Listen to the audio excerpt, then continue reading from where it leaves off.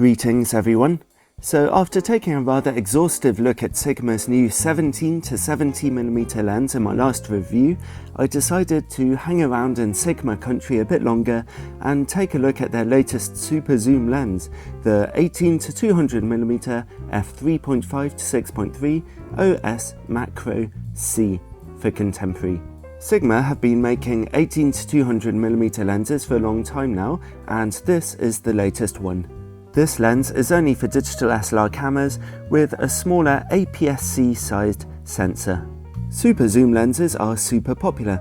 They have huge zoom ranges of 18 to 200, even 300mm, taking you from a good wide-angle focal length all the way to super telephoto.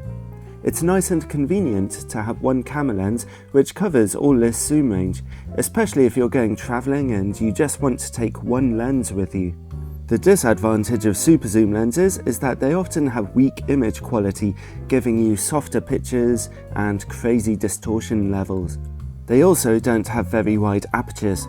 That means they don't let in much light, so they're not really very good for shooting indoors or in the dark. That also means you can't get a very out of focus background, so you get rather flat looking pictures with a lens like this. As you can see in this video footage, the aperture of this particular lens darkens as you zoom in from f3.5 at 18mm all the way down to f6.3 at 200mm, which really is a very dark aperture. It's simply the price you pay for having a long zoom range. Let's look at this lens's build quality. The first thing to note is that for a zoom lens, it's actually very compact, being not too much bigger than a typical kit lens. That's actually quite an impressive feat. It comes with a nice lens hood and it feels very solid and weighty, like a high quality product. The zoom ring turns evenly with just the right amount of smoothness and resistance. It has a lock switch at 18mm, which is completely superfluous. I can't imagine this lens ever having problems with zoom creep. Unsurprisingly, for super zoom lens, it extends really far as you zoom in, but the lens barrel always feels very solid. The focus ring is run-of-the-mill for one of Sigma's less expensive lenses. It turns quite smoothly and it feels very slightly damped. But it only turns about 45 degrees, so manual focus is a bit fiddly. Also, the lens doesn't have full-time manual focusing, which means you shouldn't try to turn a focus ring when the lens is switched to autofocus. That's a slightly outdated approach these days. The autofocus mechanism itself is not terribly fast. The good news is that the lens focuses very quietly when you're doing still photography. The bad news is that the autofocus isn't very accurate.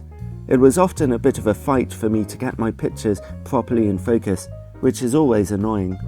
Some people might like to know that if you're using the lens to autofocus while shooting video on Canon's newest cameras, then you will hear a very quiet clicking sound while the lens micro-adjusts, as you can hear here. That footage was taken on my Canon 70D. Admittedly, it's not very loud at all, but it might be noticeable in a quiet situation. The lens also has optical stabilization to help you get sharper pictures. It runs quite silently, but it's not the most effective image stabilization I've ever used. Here's some footage with it turned off, and now turned on. The stabilization is definitely helping, but you're still getting a bit of a wobbly image. Bit disappointed with that. It certainly helps, but it could be better. Overall, the lens is built very solidly, especially compared to similar super zoom lenses by Tamron. But I'm not convinced by its focus mechanism, its optical stabilization, or the severely darkening maximum aperture, which is not ideal for video work. Well, let's move on and look at the all-important picture quality.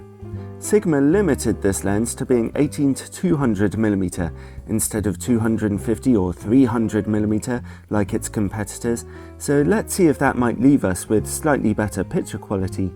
At 18mm and with the aperture wide open at f3.5, the lens is very sharp in the middle of the image. Contrast levels are okay. Color rendition is a little weak. This particular lens seems to have a slight red cast to it, which is not too strong, but disturbing when you notice it in your pictures. Well, anyway, at least the lens is sharp in the middle, and sharpness in the corners is also acceptable. If you look at the contrasting edges in the windows though, you'll see that there's an awful lot of purple and green chromatic aberration. Stop down to f5.6 and we see improved sharpness, but that colour fringing remains. At f8, those corners reach their sharpest. So at 18mm we see very good sharpness in the middle of the image frame, and the corners are never totally soft, but the chromatic aberration gets pretty ugly, and we don't see particularly great colours and contrast. Let's zoom in to 35mm. The maximum aperture has already darkened to f4.5, so the lens isn't letting in much light.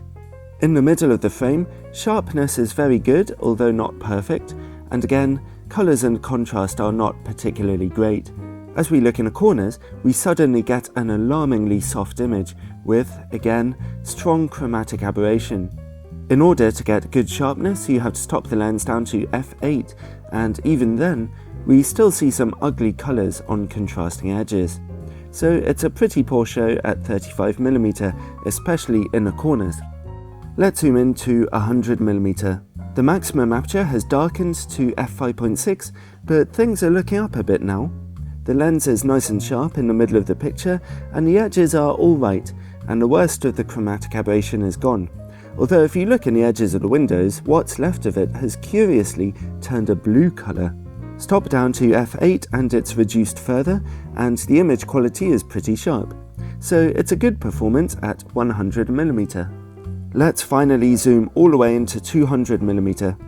Happily, the lens remains nicely sharp in the middle, resolving a good level of detail, and there's an acceptable level of contrast. The corners are a little bit soft though, and the dreaded chromatic aberration has returned. Stop the lens down to f8 and there's a slight improvement. So overall, that was a rollercoaster ride of sharpness levels and colourful chromatic aberration. The amount of chromatic aberration this lens shows is typical for a super zoom lens, but that's still way too much. It just hasn't been corrected well. The lens is always nice and sharp in the middle of the frame, which is good, but you have to stop down the aperture to get good corners, especially around the 35mm area. In its defense, the lens is a little bit sharper than other super zoom lenses I've tested before, but overall, I don't like its picture quality much. Next, let's take a look at distortion and vignetting. At 18mm we see barrel distortion, but it's not totally out of control, and there isn't any particularly noticeable vignetting or darkness in the corners. What little vignetting there is goes away once you stop down to f5.6. Now then, when we zoom into 21mm, the distortion straightens out. Zoom in a bit more to 33mm, and some rather strong pincushion distortion kicks in. This pincushion distortion continues as you zoom all the way into 200mm. Again, vignetting is not too bad, which is nice to see, but overall the distortion levels are rather on the strong side, which is typical for a lens with such a huge zoom range. One string to the lens's bow is that it can focus very closely to your subject indeed, in common with a lot of other super zoom lenses. With the aperture wide open at f6.3, picture quality is fairly good, getting nice and sharp when you stop down to about f9. Let's see how the lens works against bright light. At its widest angles, there's not too much flare and contrast levels remain okay. But if we zoom in, then bright lights cause a few problems, as you can see here. It's a pretty average performance. It's not easy to get an out of focus background with this lens, but when you do, the quality of the bokeh is a little bit ropey. As you can see here, the out of focus backgrounds are a bit smudgy and busy looking, not harsh exactly, but definitely a little bit weird. Well, to sum everything up, super zoom lenses like this one are both fun and a little bit boring. They're fun because you can wander around getting pictures of everything and anything, zooming in and out, all in one lens. But they're a little boring because they're not very creative.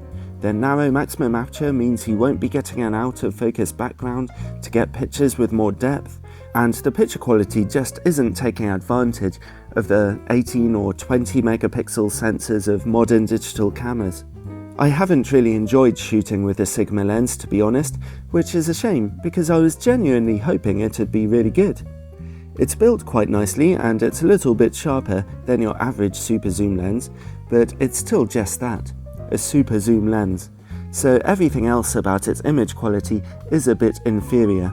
The optical stabilization isn't very good, and the autofocus wasn't very accurate either.